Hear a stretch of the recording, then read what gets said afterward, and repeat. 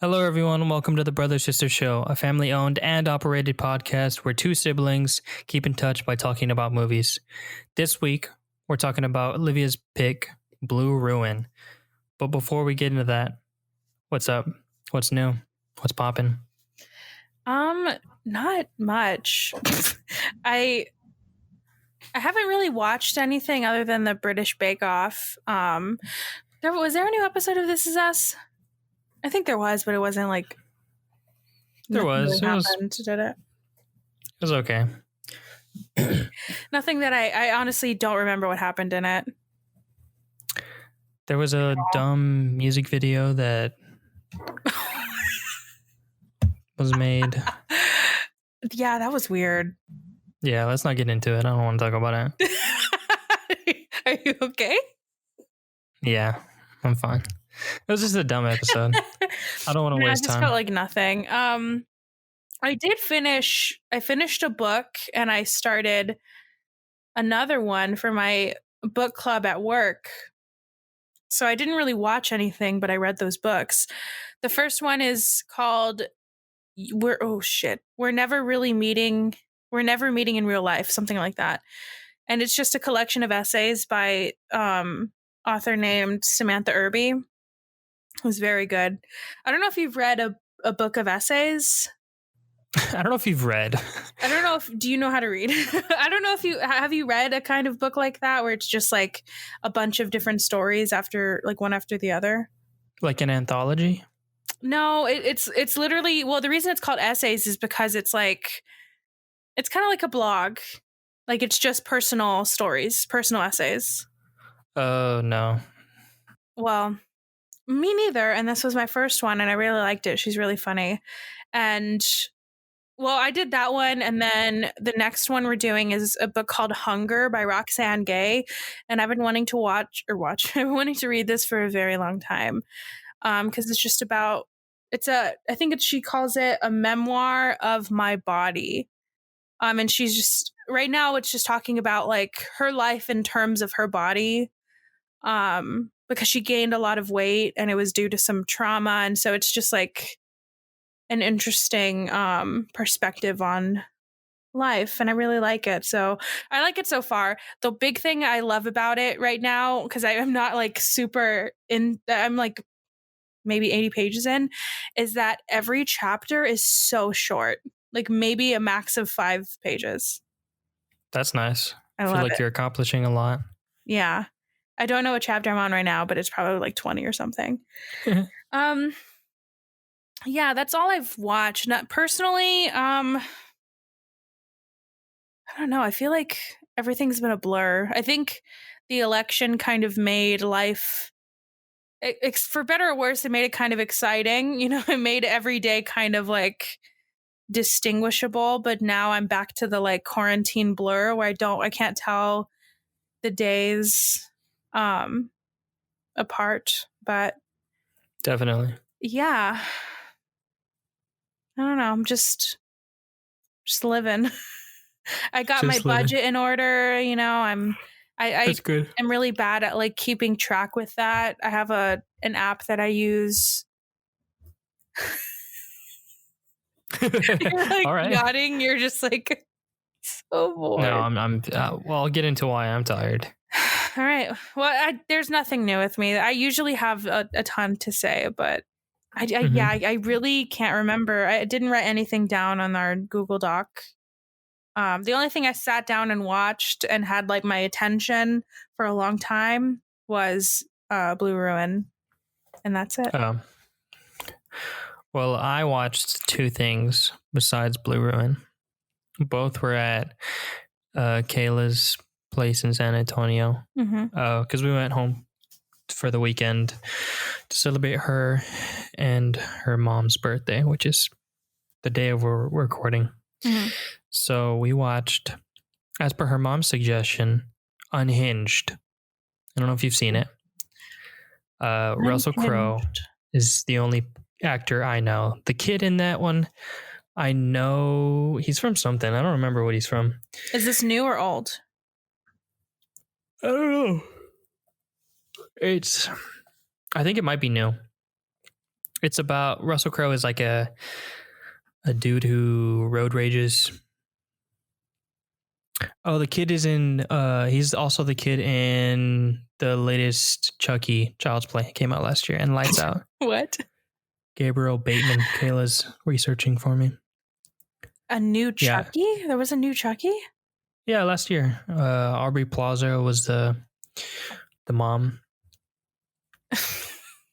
Anyways, I believe you, I guess. That movie, that was like, I got so upset with the way the actors were. Is it bad? It's pretty bad. If you yawn, just like, stop fucking yawning. I'll get to why I'm yawning. I'm sorry. That movie was like so weird. It's like Russell Crowe is someone who gets angry on the road and he's like road raging and he just like follows them. He gets angry. I didn't like the way they used road rage in that movie. Just go watch it. What is it on? Dumb. I don't remember. Just go look it up. You sold it so well. Yeah. That's it. Oh, and then we also watched New Mutants. Oh, that's out? Oh, it came out a while ago, right? It came out. I didn't know it came out, but it came out. Was it bad? Also kind of a bad movie. Yeah. It had, the thing that upset me is it had the potential. Oh, it had the potential to be so good. I hate when movies are like that. Do you mean the idea or you could see it? Do you know what I mean? I could see it, like a few tweaks. That movie definitely got hurt by the delays, all the delays and do you remember what happened? No, I don't remember. But you have to, like, there's no way a movie can be delayed that much and actually turn out well, you know? Yeah, something had to have happened. I don't really know the specifics, but the idea is definitely interesting. Execution, not so well. Like, third act, it was just like, gosh. Arya's in it. Who? Arya Stark. Oh. Maisie Williams. Yeah, I heard you say Ari. Like, no. I saw the cast. Oh, pretty now I'm thinking about it. I did see, like, they had a lot of group interviews, but I didn't realize it was going to come out. Interesting. Because I liked it, though. Split. And The Witch. Yeah. Mm-hmm. I like her. Yeah. But besides that, in my life, the reason I'm tired is the Xbox came out. Oh my God. I'm so fucking mad. I've been playing that like nonstop. It's kind of insane. I love that you sent a picture of it to our family chat and Dad said it looks like a shredder. It does. Why are they that one and the PS5, the whatever new PlayStation? Why are they so big? The Xbox isn't that big. But it's like, it looks weird. It looks like a block. Like, it looks like you put it under your what is? Mom said it looked like a trash can. Well, it looks like, I don't know what it's called. I'm gonna sound really stupid, but the thing you put under your computer, what the fuck is that? Just like a stand? No. The thing that you turn on and off on your desktop. You know, like you have your desktop and then you have like a big thing on the bottom. Oh my God. Wow. That's the computer. What is it called though? It's like just a tower? Computer? Yeah, I guess. Okay. You have to cut all this out. Bro, I am legit lost. I'm not cutting any of this out because this is funny. I don't know. I know it's the computer. I don't know what it's called. You know what I almost said? God, okay. I'm going to sound so fucking stupid. I almost called it a hard drive. It's not that, right? Bro. It's just like it looks like a PC. Like, is that what you mean? It just like looks like a computer? Yeah, it looks like part of a computer. Like, it looks like I would find it underneath somebody's desk. Well, I mean, it's on top of my desk. And it's oh my God. New Call of Duty. I legit feel like a kid. I played till like 4 last night. And I woke up at 8. Oh my God. And I was like, I got back into it. I just started playing again. It couldn't have came out at a worse time. Like, this is the last week of lecture and then Thanksgiving and then finals. Well, there's something that you could do called or learn called Self-Control, No, I where can't. you don't play it for a while. No, it's actually been, oddly enough, it's been like a weird motivational thing. Because before this, I just wasn't motivated to do any work whatsoever. But now I'm like, I got to get my work done so I don't have to worry about it, so I can just play worry free, you know? I must say, though, like, I guess I don't know if people know how we record, but now we're recording to where I can see you. And no offense, but you look like absolute shit. You have like dark under eyes. You have bags under your eyes. You keep yawning. You look dead. It's been like this for a while. This semester has just been a semester. I don't know. Oh, before the Xbox? Yeah, it's been a fucking year, honestly. I have permission to look like this. All right, it's been a year. Well, I'm not saying you don't. I just want to point it out. Oh yeah. You're not. I'm not saying you're ugly. You just look like shit. Like you just look. As I yawn. You look like somebody took that Xbox and just hit you over the head with it. Like you just look so tired. But having a time. It's fun. Kayla, it hasn't been just me though. Kayla and I have been playing. We got the new Assassin's Creed, and we've been playing that like a mission a night. But we probably won't do that tonight. But it's been pretty fun so far. It looks amazing. If you guys have a chance to get the new Xbox, it's pretty hard to find, but highly recommend. I legit feel like a kid. I don't know. I figure my sleep schedule is already messed up. Like, I might as well keep it while I'm young. You know, I'm not going to be able to do this when I'm. Well, it'll be for different reasons. Like if you had kids or something, you wouldn't be on the Xbox. You'd be taking care of your kids. So at least it's that, you know. And well, actually, to kind of, I feel like I'm always the one who's like super tired because I'm older and, you know, I don't have the like energy that I used to. But I'm actually getting back on my sleep schedule. So we're at the opposite ends of the spectrum. Oh, that's good. I'm glad one of us is all taking right. care of themselves.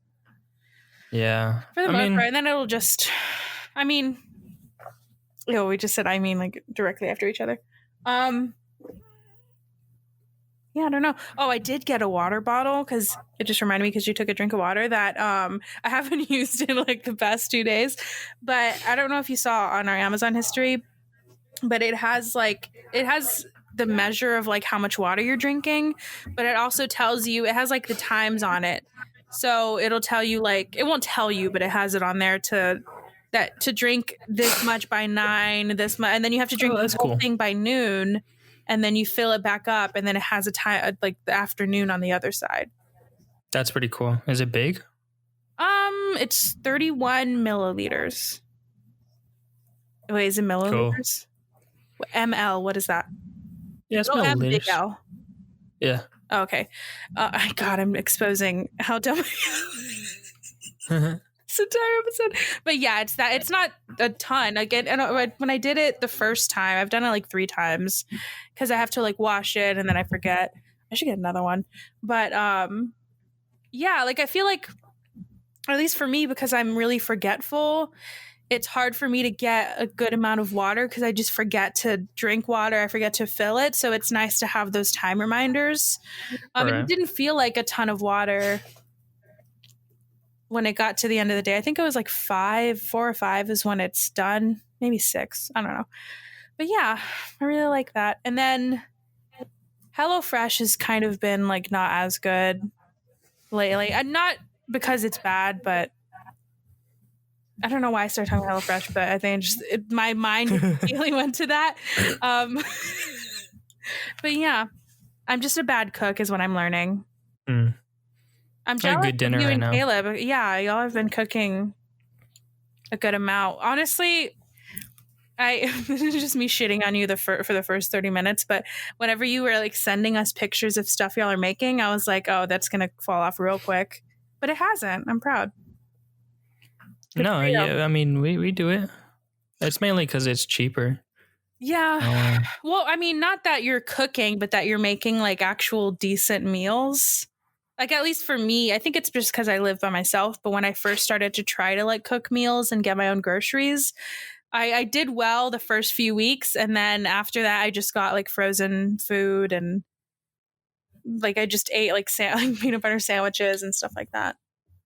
The thing that we are not good at is lunches. Lunches are pretty hard for us for like making meals like that. You like hate breakfast. Leftovers? No, I don't hate leftovers whatsoever. Never mind. What it is breakfast. Like I like a good breakfast, like any combo of eggs, bacon or sausage, and hash browns or toast. Any sort of those like mixture. Mm-hmm. Like this morning we had a breakfast bowl. It was like little round hash browns, sausage, cheese, and egg. And that was our breakfast. But for lunch I didn't have anything whatsoever because I don't know, lunch is such a weird time. Well, for me, I usually have leftovers, or I do like I make my own Lunchables kind of thing where I'll get crackers and like lunch meat and stuff. And I don't know, I just fucking hate leftovers so much. Oh no, I love leftovers. I don't know why. It just like I was thinking about eating leftovers for lunch, and then I got physically sick. Just thinking about it. But yeah. I'm not weak. I love leftovers for lunch. That's mainly what we do. I honestly end up just eating snacks and just snacking. I mean, then dinner we both make. Yeah. But that's what I do too. Yeah. All right. Anything else? That's it. I don't know if any movie news. I don't have any movie news, but I have like I have kind of a news thing, or just a hard truth that I want people to think about. This is kind of useless. I should have said this last week, because by the time this comes out, I think it'll be... Oh, wait, no. When is this? Is it for Thanksgiving? Week? Yeah. No, Thanksgiving isn't until... No, but this episode's coming before. This week. Well, I just want people to think about... There's this one thing that was going around... I obviously, like, we don't reach enough people to be able to like make a huge impact, and I don't really know if people will listen to my advice, but just at least listen to what happened in Maine. So there was, I forgot to pull it up, so I'm trying to get this numbers from memory, and you know how I am with memory and with numbers, but just stay with me. So there was a wedding that happened in Maine. I think it happened a couple of weeks ago. Small wedding of only like 60, I think it was like 65, 67 people, around that range, like 60 people attended the wedding, and they didn't socially distance. They didn't wear masks. Like, they didn't adhere to, well, first of all, they had a wedding, which like, what? Don't do that. Second of all, they didn't adhere to any of the CDC guidelines that they tell us to keep us safe. Out of the people that went to that wedding, I think it was 170 cases came out of that. Because one person that went to that wedding had COVID. That's wild. And they spread it to those people. And up until the last time I checked, 8 people have, like 170 people got it. 8 people had died.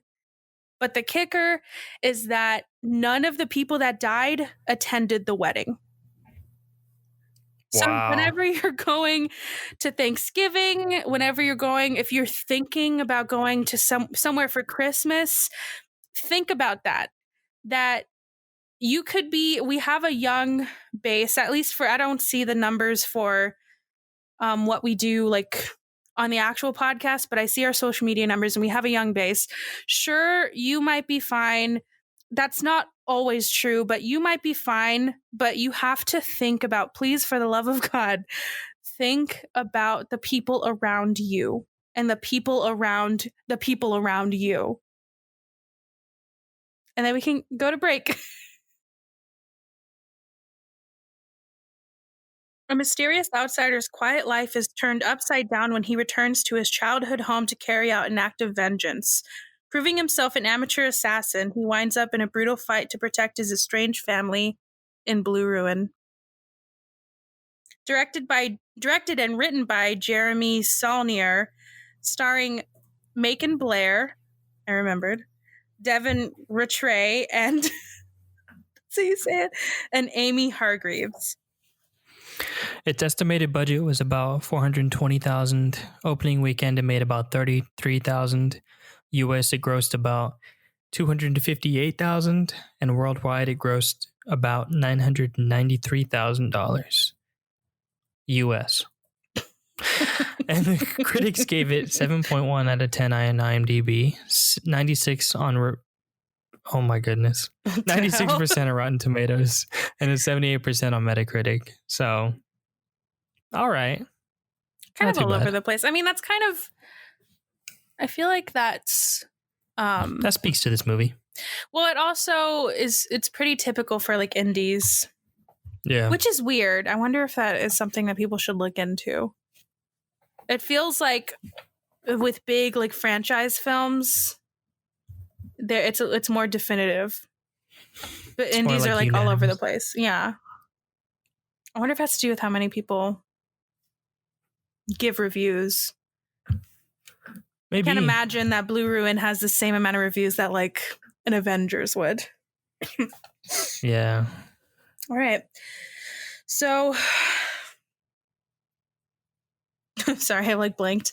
Do you want to talk do you want to talk about like overview, or do you want to just get directly into it? Let's just get into it. I mean, you gave the overview. Let's go. Well, I have a question first. Did you know anything about this movie before? I know that you said you almost picked it last month.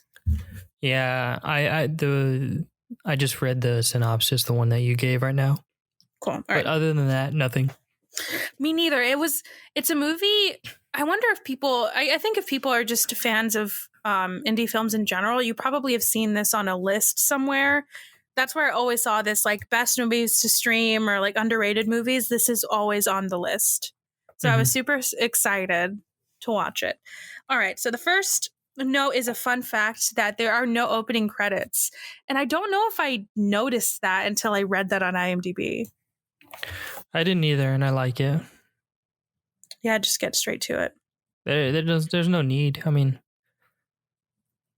like, yeah, there's no need. I think my favorite ways to start a movie now, I think, is no opening credits, or to do it how it's done in Good Time, to not do credits until like 5 minutes into the movie.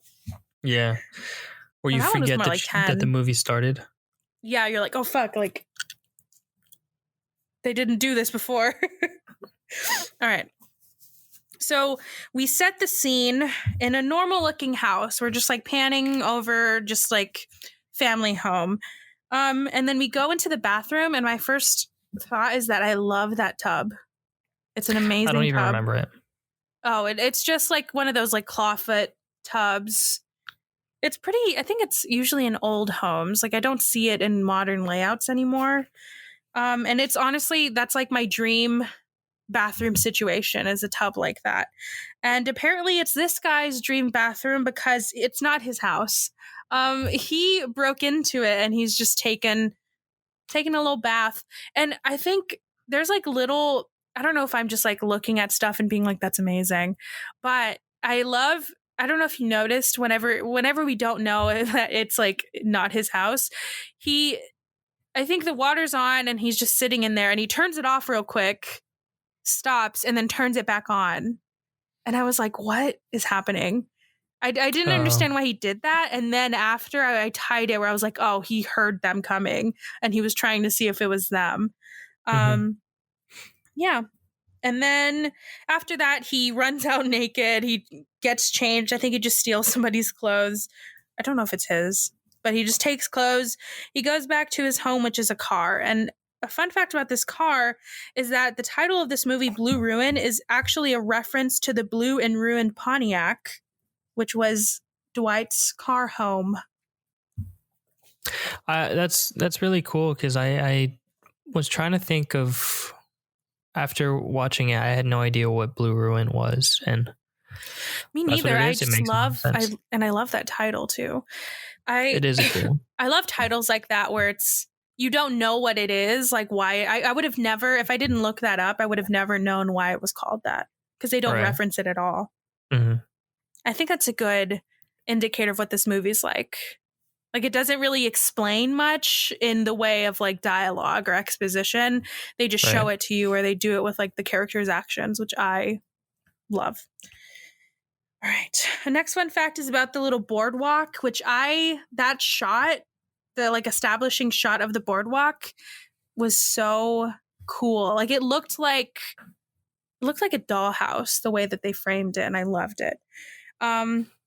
So that establishing shot is actually of an oceanside boardwalk, and it was filmed in Rehoboth Beach, Delaware, and it depicts Dolly's iconic, instantly recognizable lighted sign.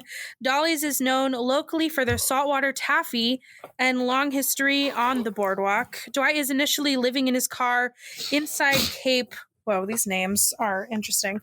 Cape Henlopen State Park outside of Lewes, Delaware, a few miles from the beach. So just to set the scene, he's in Delaware. And not too much in this movie. Like, I don't know. I should have taken a timestamp, but there's like almost no dialogue. Like, nobody is saying anything really. He's just living his life. Yeah, we're just like, we're going along the journey of him just eating out of the trash, just doing as you do. Outside of Carnival. Yeah. And I was excited because whenever he was digging through the trash, he like found tickets. And I thought that we were going to like see him like playing games. Oh, that would have been funny. I wonder if they shot something because they made it like pretty clear. Like, they showed the tickets to us, but then he didn't do anything with it. No, he used it as a bookmark later. Oh, I didn't catch that. Good catch. But yeah, I already love this movie so much. I love specifically how, and I've talked about this, like, I guess theme before, but they do so much with so little. So they show us through all of this, there's no, like we said, there's no dialogue. We don't really know exactly what's going on, but we can tell, like I said, that he's living in a car. And he's been doing it for a while, especially showing how he lives and like his routine. Everything just feels so, he's just been doing this for years. And also his appearance, like he has a long beard, he has really long hair. And I don't think they say how long exactly it's been. But it's definitely been a couple years. We find out later. Not a definitive time, but I do like the way that they show that he's so smart with everything. And then after this, they show the start of like the conflict of this movie, not by, just having like an annoying like scene where he sees something on the news. Like, that's how I feel like a lot of movies would do, and it's like really dramatic. Mm-hmm. But he's just sleeping in his car, and then a policewoman wakes him up, takes him to the police station, and gives him bad news, but they withhold what it is because I think they start to like, they do that thing where he's like hearing it, but it's kind of muffled because he's like stopped paying attention after a few things that she said. And I also just love this detail of like, that's another element of knowing that he has been there for a while because she knows him and she know exactly where to go. It wasn't like she was searching. And then she was also just so nice to him. She was like, I wanted you to be here with somebody while you hear this news. Yeah, I don't know. It was just really nice. Yeah, she's real comforting. She's like, you're not in trouble. Don't worry. Oh, I know. It felt like she was talking to a little kid, like the way that she was like really comforting him. And he was also just like really quiet. It kind of reminded me of of the beginning of Moonlight when he's like taking him to eat and he's not saying anything to him and he's like really quiet. It's kind of reminiscent of that. It's a weird comparison, but I see it. Just in the way that like there's somebody talking and like, he's like really quiet. And then they finally tell us what's happening, but they don't do it through, like I said, like shoddy dialogue or just like an annoying scene. They do it through a headline of a newspaper, and all it says is that somebody is being, I think at the police station, she mentioned somebody being freed. I don't know if I think she just says he was freed or something. But but the headline says that a double murderer had been, or somebody accused of double murder had been freed. And so at this point, I don't know if you remember like what you thought happened. I thought it was his wife and his kid kind of thing.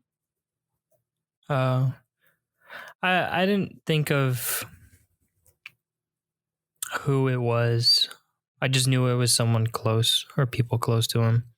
And it was probably the reason that he was in the situation he was in. Right. But yeah. All right. So whenever he's in the car, he's like, I think they don't say that, he doesn't say where he's going, but he's just like keeps driving his car. He sends a postcard.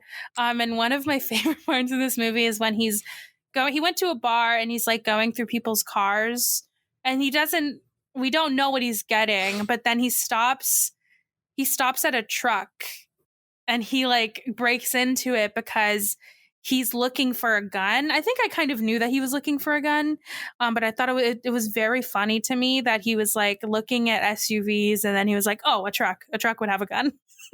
No, yeah. I mean, even before that, there's a sequence where he goes to a gun shop and he has like $7 on him. And he's like, let me just get some stamps if you have them. And that's when he gets a postcard. I totally forgot. Yeah, so we do know that he's trying to get a gun. And I just thought it was very funny where I was like, yeah, that's obviously where you would go. You would go to a truck. I think the Venn diagram of truck owners and gun owners is almost in a complete circle. All right, so he finds the gun, but then of course it has a lock on it. And whenever he's trying to get the lock off, why would you he just tries to like hit it with a crowbar and then obviously the gun breaks. Like, why would you do that? Just pick the lock. I'd never seen those locks before, but yeah, that's another thing. I should have asked Dad, like, what is that? It's just keeps the trigger from being pulled. I guess I wonder if it's like that's interesting. I don't think I've ever seen one. I've heard of those guns that like they only work for certain people. Like it's kind of like a home button on an iPhone, like it's a fingerprint thing. I've heard of those. I've never seen one like this. I think there's another one where it's like it looks like a U-lock almost, like one of those, like a bike lock, but not a U-lock, but it's like one that can move, and it just goes through like on a pistol. It goes through the barrel and out of the chamber. Yeah, I've seen those too. But so you can't load it. He just throws away the gun because he's like, fuck. And then he ends up going to the prison where I'm assuming the guy that's being freed is coming out of. And so I love this movie, but spoiler alert, I fucking love this movie. The one thing that annoyed me in this movie is a thing that annoys me in a lot of movies is when, do you know what I'm about to say? He's following too fucking close. He's parked, like, waiting for the prison, like, the guy to come out, and he's, like, one car away from them. Yeah, so and fucking close. He pees into a cup, and he pours it out. He pours it out as soon as the other people get there. It's like, dude, come on. Yeah. Oh, man. But, I mean, it doesn't matter. It's just a really big pet peeve of mine. And then he sees the guy leave the prison, and we can tell that's the guy because of his emotional reaction. And then he follows them, but he follows them so fucking close. The one thing I did love is when they turned into where they were going, he kept driving. I thought he was going to turn in, and I was like, you fucking idiot. But then he kept driving. He turned around, but like, I liked that. That at least saved it for me. And then he goes into the bar. They went to, like, I don't know if I said they went to a bar, but they went to a bar. He goes in through the back. And he waits in the restroom. And then when the guy comes in, it's like it feels so like lucky at first. You know, the guy goes in with another guy, but then the guy that's not, I think his name ends up being Wade, so I'll call him Wade. Like, Wade goes in with another guy. The other guy leaves, and Wade is by himself. He, like, gets a chance to have him by himself. And so he runs out of the restroom or of the stall. He stabs him. I think I when I first started watching this, I forgot it was the same guy that did Green Room. But as soon as he stabbed his head, I was like, oh, yeah, this is the guy that did Green Room. Because it's like the same way. Yeah, that they killed that girl. Oh, I knew immediately, especially when a couple scenes later. But yeah, but that just reminded me. And especially, too, like after he shaved, because it's the main guy is in, I think there's a couple people that are in Green Room, too. And the main guy is in Green Room, but he is like shaven, so he looks totally different. Yeah. But yeah, so he just kills the guy and then he sneaks out the back, and I was like, wow, I know he just killed somebody, but I mean, I was kind of happy. It seemed like this guy ruined this guy's life. So I was like, oh, like this is great. And it seemed like he was just gonna, get out scot-free, just leave. And it would have been the perfect crime, honestly, because like nobody saw him come in. Nobody saw him go. I doubt a bar like that has like surveillance cameras, so it would have been perfect. But as soon as he got into the car and then he went to the limo that they were in, he stabbed the tire. He got in his car and he dropped his fucking keys. Ugh. I mean, I knew it wasn't going to end there because we still got like an hour left in the movie. Not even like, this was all within the first 20, 30 minutes. It was crazy. This movie's pretty concise. But yeah, I knew too, but part of me still hoped and prayed that he would get out, but he obviously didn't. So instead of going, he didn't want to, I mean, I don't know what I would have done at this moment. I think I would have done what he did, just like go into the limo and start driving it, even though he just like slashed the tires. But then as he's driving, somebody is banging on the window of the limo and somebody's in there. And so he stops. Sorry, what'd you think? It's great. Like, I would not expect someone to be in there. I would freak out if I was him. Oh, yeah. I would have probably crashed the car. I would have been so scared. But yeah, so so he stops and he lets the guy out. And the kid that's in the back is also in Green Room. I don't know if you noticed that. As who? At the beginning, he's the guy that, with the mohawk. He's the promoter. I think those are the only two like people that are the same, I think. But yeah, and then we learn through an exchange with this guy that Wade, the guy he just killed his parents, and that's why he was pissed. So we learned that it was his parents. But then the kid said, the kid got out and he was like, I think he said something about Wade. And then he tells Dwight, I don't think he did. And then he just walks away. He runs. He runs. But it seems so casual though. He's just like, I don't think he did, and then he just leaves.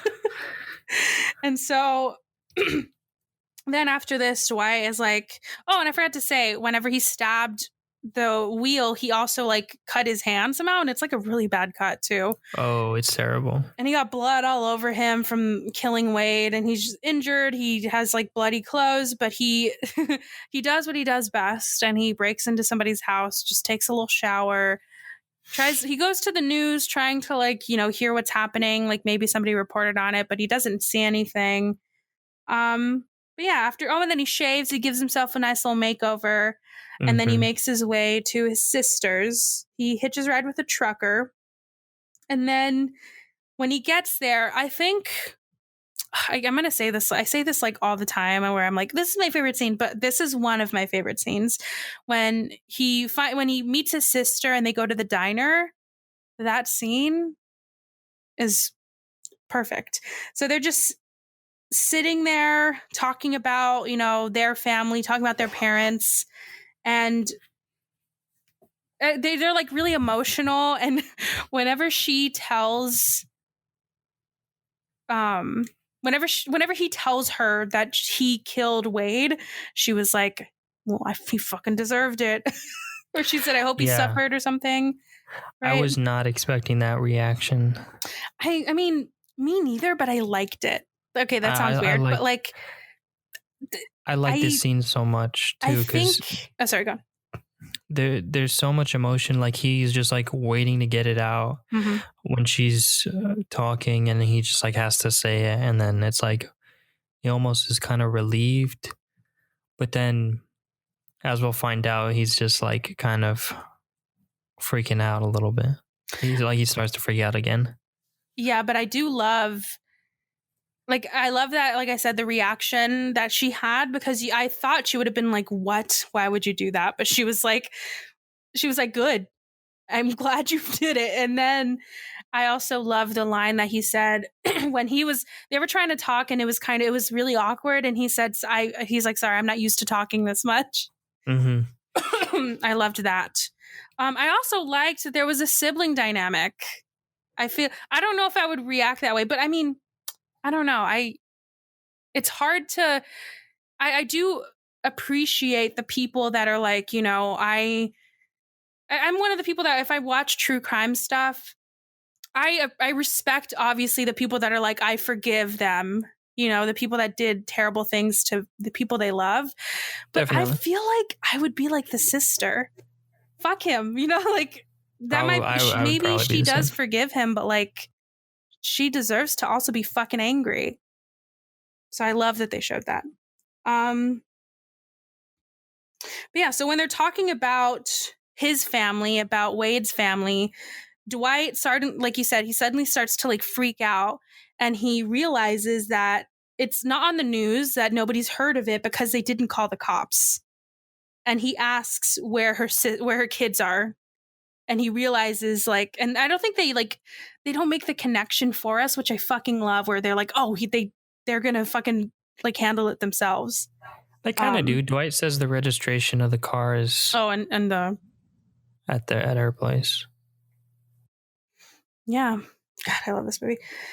So they go, and she's like freaking out. They're both freaking out, but her kids are fine. And she gets really mad at him. She's like, fuck you, dude. Why would you make me so scared? When she leaves, because she decides to leave with her kids while Dwight stays. And she says like one last thing to him before she leaves. I laughed so hard. She's like, I can't believe, or it's like something along the lines of, I can't believe you've done this. You're so weak. And then just like drives off. It's like, what? Also, Anthony, if you kill somebody, don't come to my house. I mean, I guess it was inevitable because like you said, like the registration was registered at her address, but like, don't fucking come to my house if you murder somebody. I know it was probably so no one would have a chance to recognize him, but I just like the idea that he just wanted to get dressed to meet to see his sister because he hadn't seen her in a really long time. Oh yeah, I didn't even say that, but the house that he was at, not only did he shave, but he got like a really nice outfit. Like it looks like he's like I don't know, like he just looks like a business kind of guy, like an IT guy kind of. But yeah, and that night they actually do show up. I thought it was going to be like one of those where they don't show up or he goes and finds them or something, but they actually do show up. So he did have a reason to be scared. And I wonder, part of me was like, if I was him, I would have been obviously scared, but relieved that I like made my sister leave. Cause I was like, oh, I was right. Okay. I wasn't crazy kind of thing. And Dwight, so whenever he had the beard and like long hair, I don't know, he had a different sort of vibe. And now that he looks like the guy that works at like Best Buy, it just is funny, like how he's kind of a badass. Like the way that he went upstairs and turned on, I thought he turned on the shower, but I think it was just the sink. He turned on the faucet so that it seemed like, you know, somebody was at home. He turned the light on in the bathroom and he just like was crawling around downstairs while they were all just coming into the house. So it's a classic Call of Duty strategy. You want to go and you want to distract him so you can flank him. I'm just playing. Oh my God. Yeah, he is real cool with it. I don't know if they go into some of his background, but he's definitely smart with it. It's the streets. But I think he's smart with it, but he does seem clumsy. like with the flashlight. Oh my gosh. I was like, why doesn't he click it? But then it would have made so much noise. Yeah, and so he like covered it with his hand. He seems like a badass, and he does get away. Like he gets away, and he like, he just, everything he does is kind of clumsy, which I love. Like he seems realistic. That a lot of it is probably due to luck. Yeah, and then, and then so he like is messing with them. He like, there's just like a fight or like a chase. And then he steals their car, which first of all, why? I mean, I'm not gonna like, I guess I shouldn't judge the way that criminals do their criminal business, but like, why would you keep the car there? Why wouldn't you have a getaway driver? Why do you need 3 people in that house? It just made no sense to me. So he steals their car. Not only does he steal their car, which is fucking amazing, but he also runs one of them over with their car. Yeah. Oh, God, I love him. He does get shot in the leg, though, with an arrow. With an arrow. Worst thing, I feel like the worst thing to get shot with, because then you have to, at least with a bullet, I mean, either way. Well, he does say later that it hurts less to get shot with a bullet. I don't know. It just feels more taxing to like try to remove a fucking arrow from your leg. Especially because it's like the way it's built. It's like the spike at the end. Oh, yeah. You can't just pull it out, right? Yeah, it'll do more damage. Ugh. But you know what? It doesn't stop him from driving it away in that car. There's a full-ass arrow in his leg. And then we have a nice shot of him just cutting the arrow. That was a fun thing to look at. And then a nice little trip to the store where he's just limping around trying to get stuff. And then obviously that doesn't work. He like digs into his leg. That was also one that I couldn't watch really. I feel like that would have been my exact reaction because he made like a. Oh yeah. That actor is great. Like that is, I don't think I've seen that kind of reaction either. It's always like they're showing pain, but they're still kind of like trying to not look like an idiot. But he was like full on, this fucking hurts. They're pretty like composed, even though they're going through. There's a fucking arrow in your leg. But yeah, that doesn't work. So he just goes to the hospital, which is a good call. And then he wakes up, the arrow's out, and he's like, great, I'm going to go. And he goes back to the house to like clean everything up.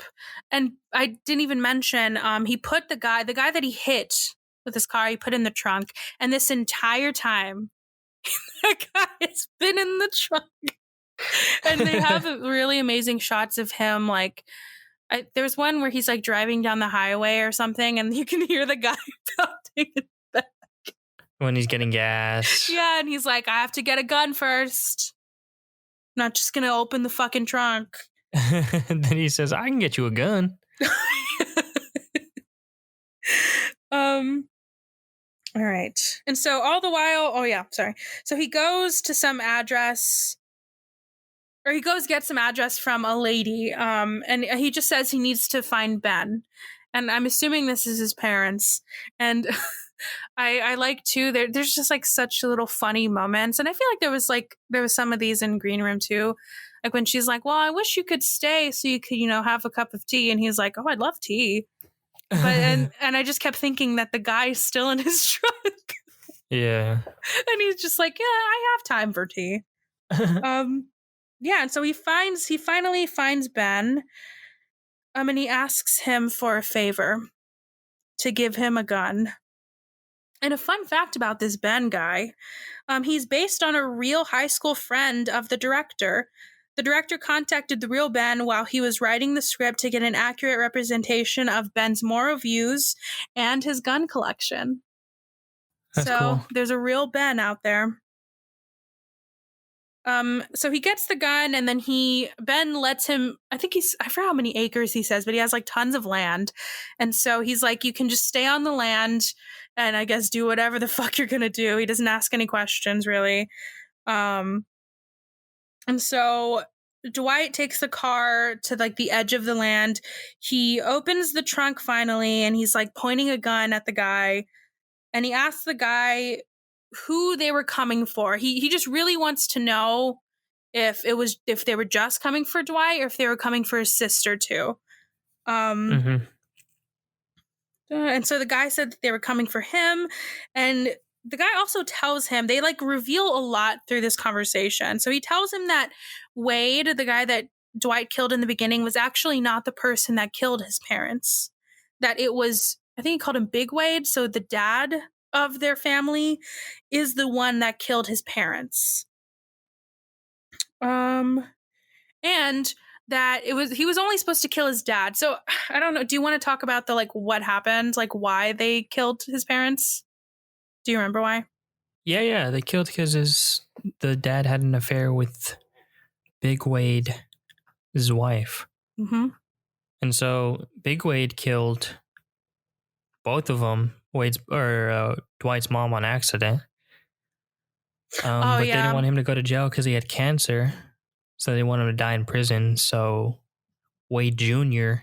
took the blame. Took the fall for it. So Dwight kind of killed just the innocent man. Who knows if he's innocent? I mean, from our perspective, he didn't kill his parents, so he was innocent of what he was accused of. Yeah, at the very least. The thing that sucked, I mean, it sucks that it sucks that he basically the guy basically said that his mom wasn't supposed to be killed, like it was just supposed to be the dad, but because the mom was with him, that he was also killed. And I think he said, yeah, that he's like, oh, that was an oversight. I'll give you that. An oversight. Jesus Christ.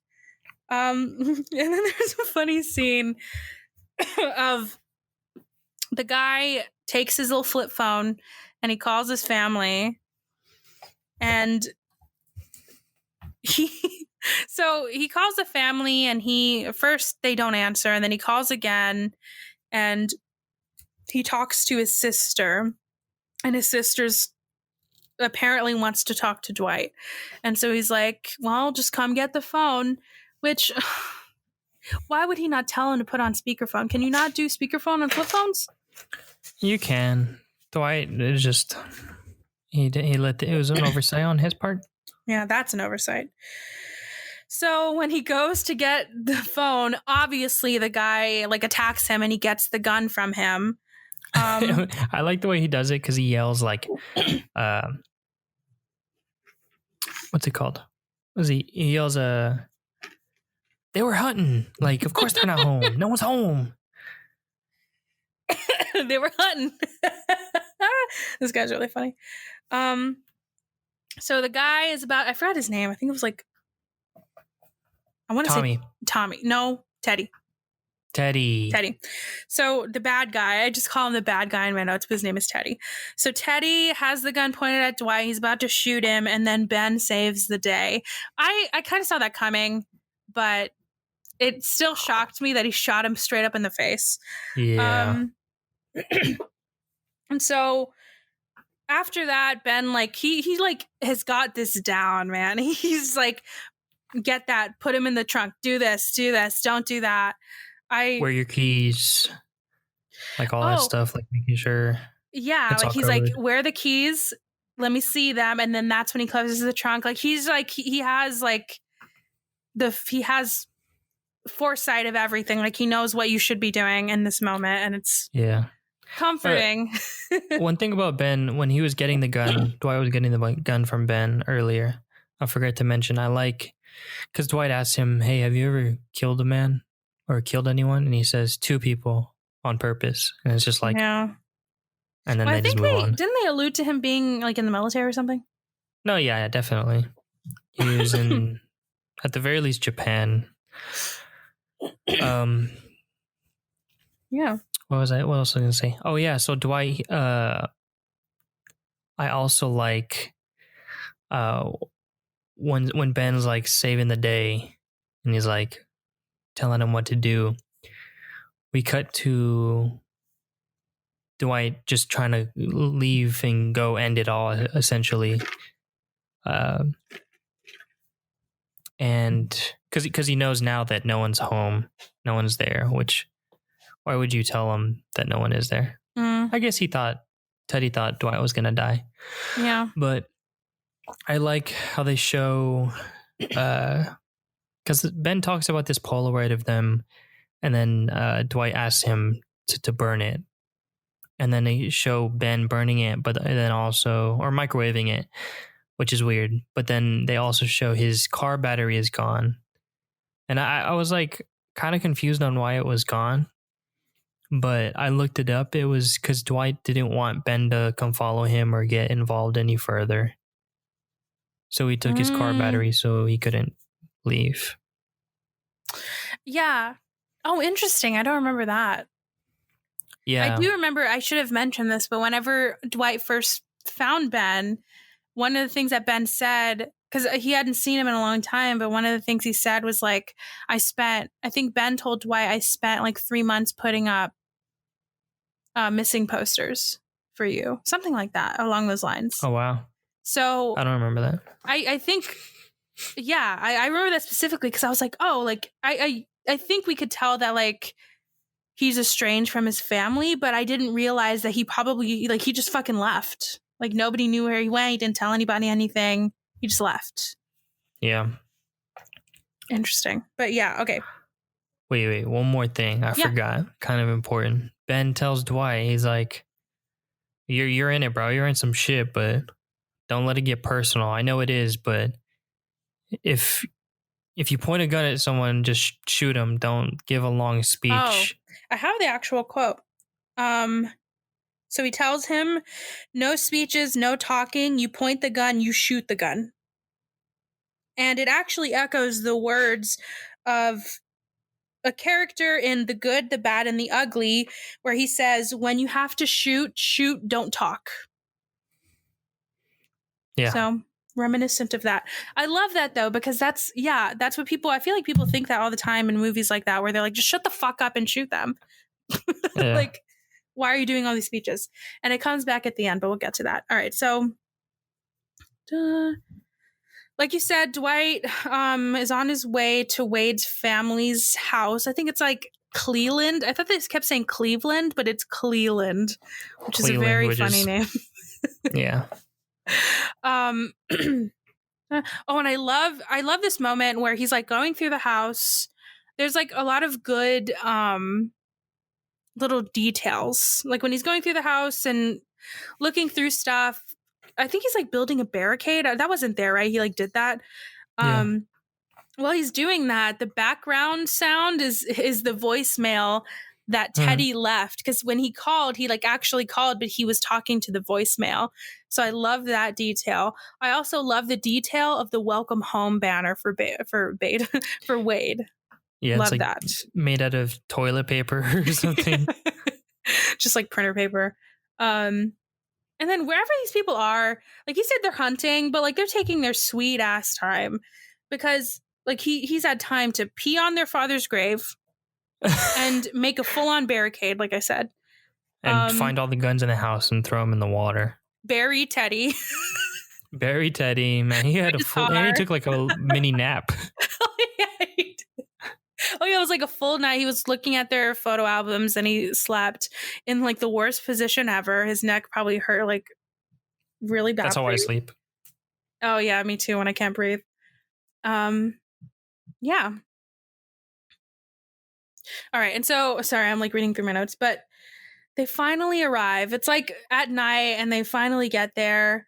And he's ready. But okay, so this is my favorite shot of the entire movie.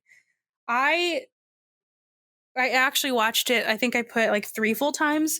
So I'm going to describe it, but it's like what Anthony was talking about for Nacho Libre. You just have to go watch it.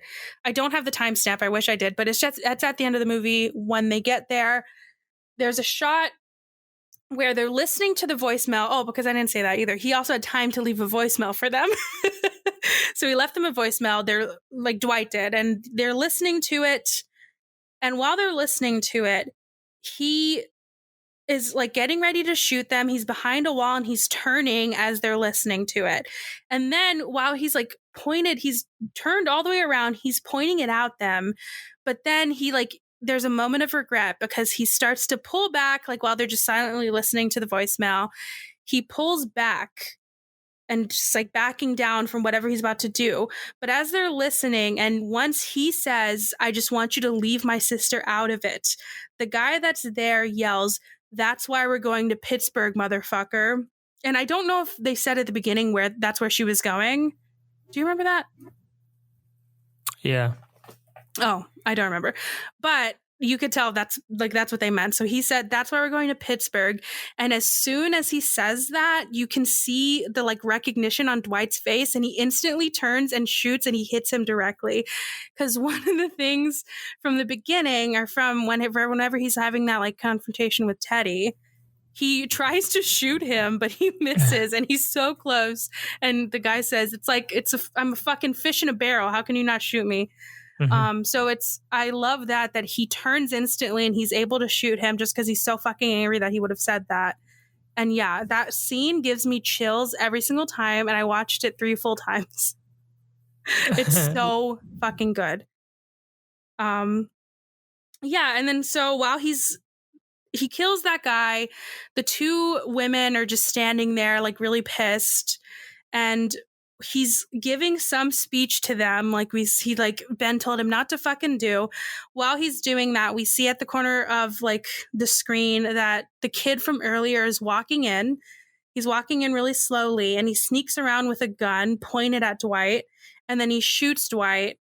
But Dwight's got to finish his job. Like, getting shot is not going to stop this guy. And like he said he shoots him, and then he looks at the kid and he's like, well, that hurts less than the arrow. Yeah. Good shot. Like, damn, bro, it's a shotgun. And then he says something that made me gasp, where he says that the kid, like the younger kid, was his father's son. Because like we said before, the parents had an affair. Dwight's dad and then the Cleland's mother had an affair, and this was their kid. I don't know how he figured that out, but I guess he always knew. I don't know. Blew my mind. I was like, I know. damn. I was like, what the fuck? Yeah, and then the kid leaves. I think he tells him just to go, and then he looks at the women, and they're like, yeah, just fucking go. And then while he leaves, the rest of them kill each other. And while he's walking, because I think Dwight tells him where the car is, and he's like, just go.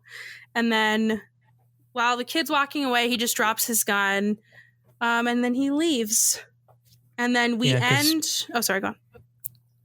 I just wanted to say, yeah, I liked where they kept their secret gun under the recliner chair. Dwight didn't know that they were going to have a secret gun, so they popped it and then got the little automated little submachine gun, and then the rest was history. I do like to. So we see a shot of the kid leaving, and then we go back to Dwight, and he's saying the keys in the ignition, or no, something like that, right? The keys in the car. Yeah. As he's bleeding out. Yeah. And then we end the movie on a shot of back at his sister's house, and she finally gets the postcard that he left for her. And I don't think we ever saw what he wrote in the postcard either, so. Some of it, I think when he's writing, you can see the top of it, but I don't think you can see the full thing. But I like that ending. A good ending and a good song. I kept it playing while I was finishing up my notes. Mm-hmm. But yeah, I need to find a clip of that scene and put it in the Discord, because it's genius. It's chef's kiss. It's fucking genius. I love it. Oh, very good. All right, so a couple of fun facts, and then we'll get to your pick. So for any of the film geeks out there, this was shot with the Canon EOS C300 camera and Canon L series lenses. If that means anything to you. The director revealed in the audience Q&A, this also gave me chills, that the reason the Pontiac has bullet holes, they have a shot in the movie that shows the bullet holes. The reason it has those bullet holes in the beginning of the story is because it is the same car that Dwight's parents were murdered in. That's messed up too. And he fucking lives in it. That's some intense stuff. That made this movie so sad. It is really sad, but like, it just shows you, because at first I was like, how did he, it's like he planned this, right? It's like he planned exactly what he was going to do. But like when you're living in the car that your parents were murdered in, you must, I mean, you have to, you think about it, you literally live in it every single day. Your Jesus. past cannot escape you. And then Blue Ruin means the car, like we said before, but it also means tragedy. So yeah, this movie is tragic. But I wasn't sad though. Like after I finished, I just really loved it. I thought it was beautiful. It made me think of like, I wonder how much stuff like this happens every day and we don't even know it. Oh yeah, because they never went to the cops. Yeah, there's like no cops. Like other than the two families, I can't think of like and Ben and like it's just like a side story to something bigger. I don't know. It just like And that's what I love about this movie though, is that I love movies where you're plopped into the middle of something. I hate when it feels like the world was created as soon as the movie started. And this movie is exactly that. Like you're plopped directly into whatever's happening. We don't learn about the family, which it seems like they're like, to have that many guns, like what do they do? Like it seems like they work for the people in Green Room or something like that. They're so involved like that. And yeah, I fucking love it. It's so good. The acting is amazing. And this movie, this is the kind of movie that relies a lot on acting. I also like I said, I didn't know anything about this movie. So it's a coincidence that it's kind of like, in a fucked up way, it's kind of a family movie. So I guess it kind of fits this podcast. But yeah, so good. It has a lot of little surprises. See, you're welcome. No, I'm so glad. I can't believe it took me this long to watch it. I'm so glad I finally did. It's so good. Very good movie. I loved it. I'd side ending number B. Oh my gosh. You okay? Ending B is Dwight doesn't die. He makes it out and he just like ends up as Patrick Stewart's busboy or whatever he was in Green Room. Oh, it's like connected? Yeah. I don't think he would have done that though. No, it's just really cool. That guy was really quiet and like just went along with everything. Knew how to mess with, or like he kind of handled the situation kind of like how Dwight does. Oh yeah, like he's the guy that whenever they called 911, he took it and then he like ran with it, right? Yeah. Interesting. I didn't think about that. All right, so I have a question. We don't have to answer it, but which one do you like more? Probably Green Room. Yeah. And I think because of the shock that I had watching it, I was like, oh, holy shit, what is happening? Like it went from 0 to 9,000 in a matter of seconds. Like all Anton or I don't remember his name. All Anthony he wanted to do was grab a phone. Oh. No, the actual character's name. Ooh, I don't remember. Yeah, but I think that's why I like that one more. Yeah. Don't get me wrong, this is amazing. Oh yeah, this is good. It's like, I mean, it's like top tier, and then the other one is just like top tier. So like or they're like just lateral, like maybe they're just like both really fucking good. I wish I would have seen this one first and then Green Room. Because I feel like maybe Green Room is the reason it's probably better in our eyes, because it has like more actors. Also, it probably has a bigger budget, which makes a difference. But yeah, this movie's so fucking good. It makes me want to watch like everything this director's done, because I love both of these movies. He does intensity really well. He does like, what is the word? Not intensity, but also like thriller. Yeah. God, suspense. Yes. He does all of that really well. Or like you said, just like I feel like both of these movies have the thing that ties them together is a sense of dread. Like you just dread throughout the whole movie what's going to happen at the end. And even like in Green Room, I feel like that, even though a bunch of people died, it had a good ending because like 2 of them actually made it out. They killed the bad people. And this one, even though he does die, like his sister is not probably is going to be fine. And that was his entire goal. I think he knew he was probably going to die. Yeah. He just was concerned about his sister. But yeah, love it. Love this movie. I think it's a perfect November movie. It's like kind of, I mean, because it's blue throughout, and like November is kind of like dark and bluish, I guess. Oh, you said blue? Yeah. All right, then that's perfect. Oh my God. You couldn't have picked a better segue into, like, legitimately, you're gonna be so upset with how good you segued this. Oh no! Wait, I can't. We're gonna watch Megamind. We're gonna watch Megamind. The Blue King is back. I'm so mad. Didn't we watch Megamind? No, I don't think so. Oh, no. I'm thinking of Monsters vs. Aliens. Isn't that the same movie?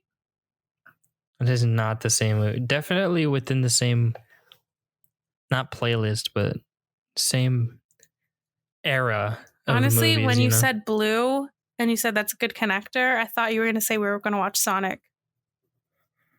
I don't think Sonic's on anything, is it? I don't know. You probably would have picked it if it was. No. Megamind. Megamind. All right. It's on Prime. I feel sorry for our listeners. Like it's like a real roller coaster. I like though that you can tell who's picking. Like we don't have to say who picks every week. You just know. Yeah, I mean, yeah. Oh, also, do me a favor, Anthony, and go to our Apple Podcasts and look at the reviews. Do we have one?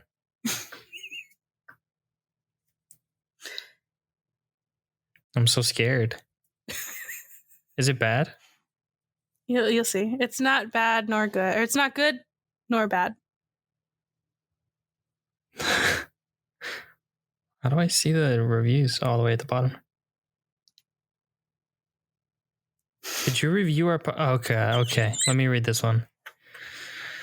My favorite podcast ever created.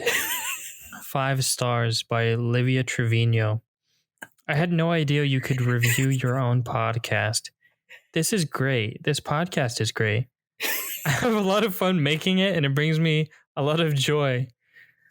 The title for this review may be a little biased, but I'm sticking with it. Did you know that we can review it ourselves? I mean, they don't know it's us. I'm assuming you're not signed into our... I don't even know the sign in, but that's... Well, thank you. A glowing review. No, you might have to submit a new one after Megamind. I know. I regret it now. I should put that my review, the 5-star status is contingent on what movie is picked. This movie, Megamind, I haven't even seen it, and I already know it's a 2-star. You've never seen Megamind? No. The hell I look like watching Megamind. Bro, I'm so glad I picked this then. I mean, who knows? Maybe it'd be like Surf's Up. I liked Surf. I was surprised by how much I like Surf's Up. I'm just going to add another, I feel like we need a Hall of Fame of movies that I made you watch. That's just so funny. Like Stuber. Game Over, Man. I saw that before you told me to watch it. That'll be a good post. Maybe we'll do that.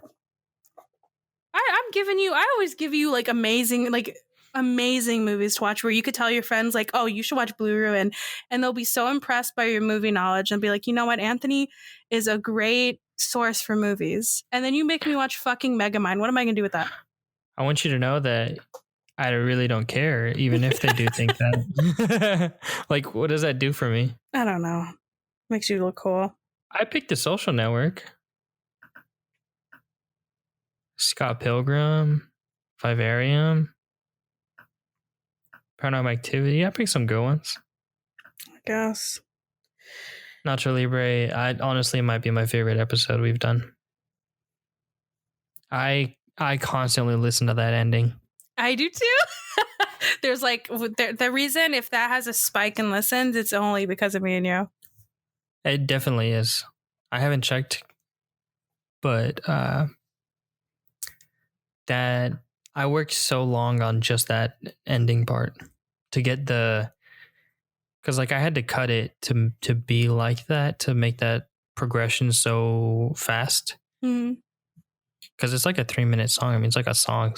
So the transition from like the beginning to where it gets louder is like minute 1 and minute 3. I had to cut it and try to make it sound nice, and I'm very happy with how it turned out. No, it was really good. That was the first time. I don't think I ever tell you like good editing, but that was the first time where I was like, I have to text him. I mean, I feel like that episode was just good in general. Like even that's probably one of my favorite graphics that I've designed. Yeah, I really like that graphic too. Add a little like, shadow. Mad props to you on that one. This next one, I'm gonna text it to you like after this recording. I think it's really good. It's not a still from the movie. I'll give a little teaser. Well, people have already seen it, but it's a picture I found where I was like, ooh. But yeah, all right. So I would love for people to give us movie ideas. And if you want a Megamind sort of thing, message Anthony because I can't help you. Bring it my way. But I'm just kidding. You can message us on Instagram at Brother Sister Show and Twitter at Bro Sis Show. I'm not a snob. I like watching movies. Like I loved watching Surf's Up and seeing. I thought I wouldn't like it, but I love that I was proved wrong and that I did. So I love if there's a movie that you think I would not like just by looking at it, but then watching it will change my mind, please let us know. I'm always wanting to watch those movies because it's hard for me to make an investment. Like on my own, I would never watch Megamind, but who knows? Maybe it'll be one of my favorites. Doubt it, but who knows? That'd be hilarious. All right. See you next time. Peace.